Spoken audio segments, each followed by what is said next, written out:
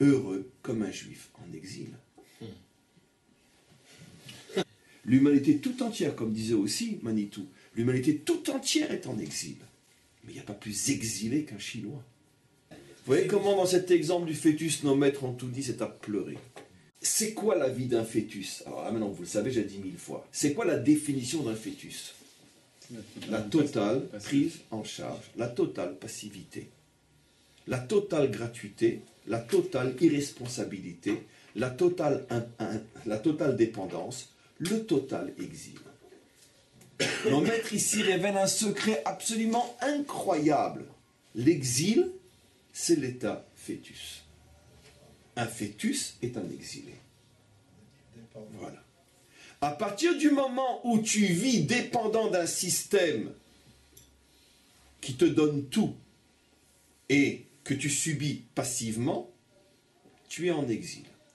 Le ridouche incroyable de cet exemple-là, alors maintenant ça devient de l'époustouflant dans la précision scientifique de l'exemple, c'est que quand nos maîtres disent que l'Égypte était le ventre d'une maman, en vérité ils font allusion aussi et surtout même à un exil doux et confortable. Parce que dans le ventre d'une maman, l'enfant il baigne dans le bonheur. C'est le juif à Manhattan, le juif à Miami, le juif dans le 16e, le juif dans le 17e, le juif à Anvers, heureux comme un juif en exil. L'exil, ou bien tout va super bien, comme aujourd'hui pour des millions de juifs en exil, ou si ça va mal, c'est pour un mieux. Donc ça ne va jamais mal. C'est vraiment le ventre d'une mère. Vraiment le ventre d'une mère. Donc maintenant, on comprend très bien que quoi? Qu'est-ce que c'est un juif en exil? C'est un fœtus. Mais comme on le sait, en vérité, les juifs ne sont en exil que pour être l'échantillon modèle pour l'humanité tout entière. L'humanité tout entière, comme disait aussi Manitou, l'humanité tout entière est en exil. La seule différence, c'est que nous, on le sait, parce qu'on le vit sur le plan historique, mais eux ne le savent pas, car ça fait 5000 ans qu'il y a toujours les mêmes Chinois au même endroit, là, qui ne savent pas qu'ils sont en exil. Mais il n'y a pas plus exilé qu'un Chinois. Si on comprend fondamentalement ce que c'est l'exil, être englobé dans un système où tu n'as plus aucune indépendance. Tu n'es que le produit du système, et tu es comme ça.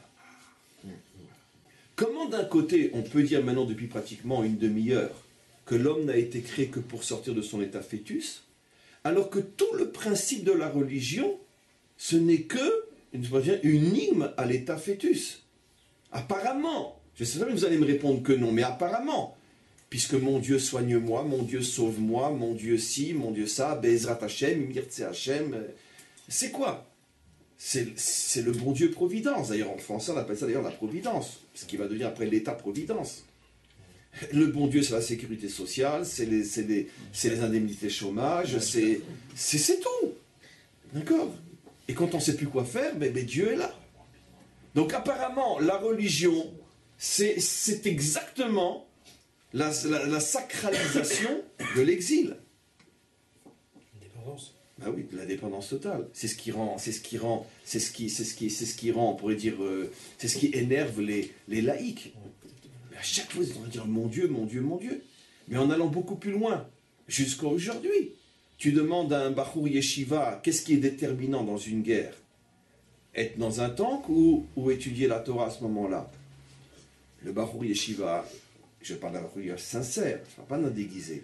Il va dire évidemment que c'est parce que j'étudie la Torah. Donc ça veut dire quoi? Mais parce qu'en étudiant la Torah, c'est ce qui permet à Dieu de nous donner la victoire. Donc automatiquement, tout le système religieux est fondé sur la prise en charge. Ah, c'est vrai que je l'aide un petit peu parce que bon, j'étudie la Torah. Mais d'un autre côté, je veux dire, tu sais très bien que c'est pas parce que tu as lu des versets des psaumes ou parce que tu as étudié un Rachid Tosot qu'on a gagné. Toi-même, tu sais que ce que tu veux dire, c'est que grâce au fait que ça donc permet à Dieu de... Donc c'est Dieu qui fait, c'est pas toi. Et un vrai religieux, c'est comme ça qu'il va le dire. Il va dire non, parce que quand j'étudiais, c'est ce qui a permis de... Non, quand j'étudie ou je prie, ça donne les mérites à Israël de mériter que Dieu intervienne pour nous. Donc qu'est-ce que tu es en train de dire? Qu'on est des fœtus. Quand tu es un fœtus, si tu sors trop tôt, tu meurs. Il y a un processus. Bravo. Vous voyez comment dans cet exemple du fœtus, nos maîtres ont tout dit, c'est à pleurer.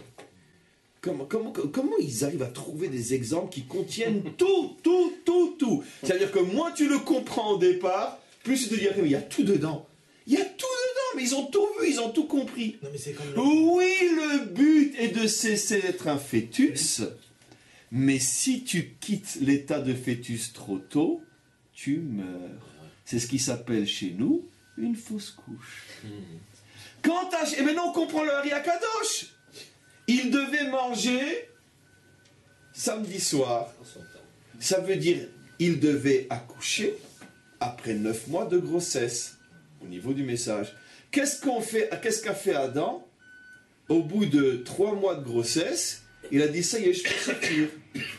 Il avait 100% raison et 100% tort. Il avait 100% raison qu'il n'était là où il n'était que pour en sortir, mais il avait 100% tort de croire qu'il était terminé avant le temps qu'Hachem avait fixé.